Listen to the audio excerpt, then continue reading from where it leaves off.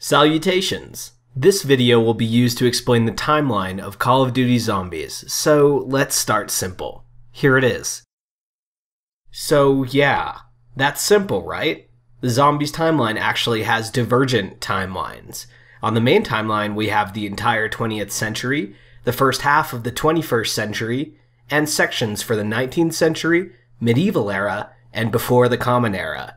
But let's take a look at Mob of the Dead, which is in a cycle.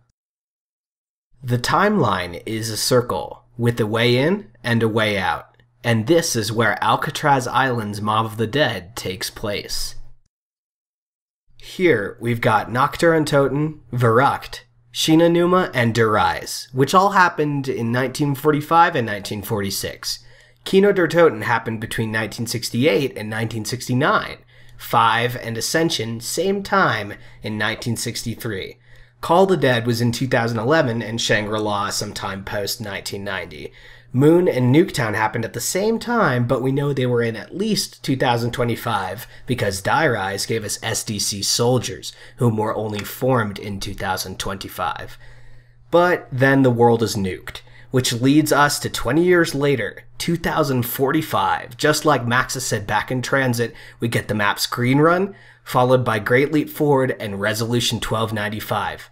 And based on your decisions in-game, you can go into a Maxis or a Richtofen timeline, or neither.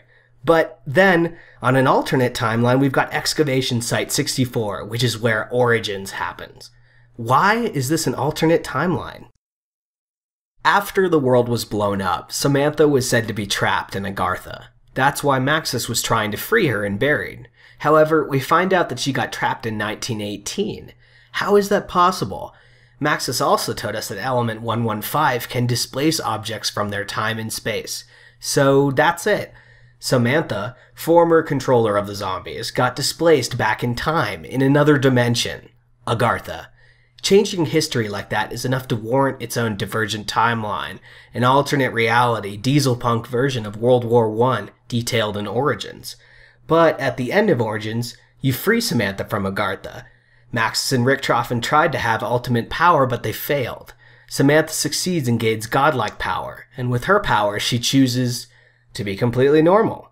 Next thing you know, you're given a cutscene with Samantha having made the whole thing a game.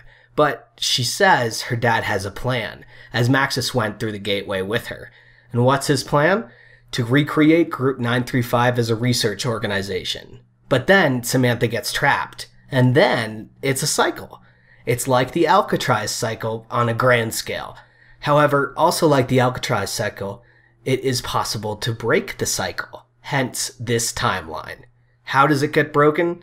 Since Maxis has the plan, it is up to him whether it is broken. However, Samantha alone did not cause the divergent timelines. There are many things that were displaced from their normal times by 115. Let's look at some purposeful time travel, namely Richtofen's. Tank, Nikolai, Takeo, and Richtofen jumped around time a lot, from 1946 to 1969 to 1963 to 2011 to post-1990 to 2025? But that's not all. If you thought that was complicated, take a deep breath and look at this motivational quote. Okay, here we go. The mystery box displaces weapons. The M1927 was displaced. So were World War II weapons. And then you've got Cold War weapons. And next is the futuristic weaponry, and that's just weapons. Let's take a look at the perks. As you can see, the perks are the worst at time displacement. In fact, in about half of the levels, the perks are only there because of temporal displacement. This can make it hard to pinpoint exactly where they were from, but some are easy. For example, Double Tap Root Beer never actually got temporally displaced. That's Double Tap Root Beer 2, by the way. That's different. And you know the Buried Town in Buried? Well, the 115 displacing an entire town underground in Africa in the future is a far better explanation than anything before it. 1940 was roughly chosen as it still needed to be around for Group 935 to poke around in it. And remember the radio detailing time travel in Shinonuma? Yep, The radio was recorded in 1969, yet heard in 1945. Temporal displacement. And the blood that Richthofen holds in Origins? It is the blood of the prisoners from Alcatraz, from 1933 to 1918. Displacement. And the bus driver in Transit is a sentient computer in a 1960s van. Check. In Origins, Maxis had the blueprints for a drill that was first seen developed in Nuketown, causing yet another nuke to go off in Nuketown. And this was the biggest thing that set Origins into its own timeline. They managed to acquire, through 115 displacement, the resources and information necessary to build giant robots, generators, panzer soldats, and much more. Okay, one more. The Knights Templar were apparently contacted by 4 people: an American, Russian, Japanese, and German. There's pictures and statues of them in Origins, but where did they come from? It can't be the character's past, as they would know about it. And in Origins, they hadn't been brainwashed. Their future? Well, there is no future in Origins, as Samantha completely rewrote space and time itself to go back in this timeline, and this is why it didn't matter that Maxis was a drone. And we know what happened in the future in the main timeline.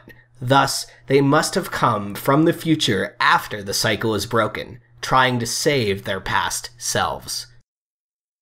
So yeah, there you go. That is the Call of Duty Zombies timeline. Thanks for watching, and thank you Treyarch for a great game.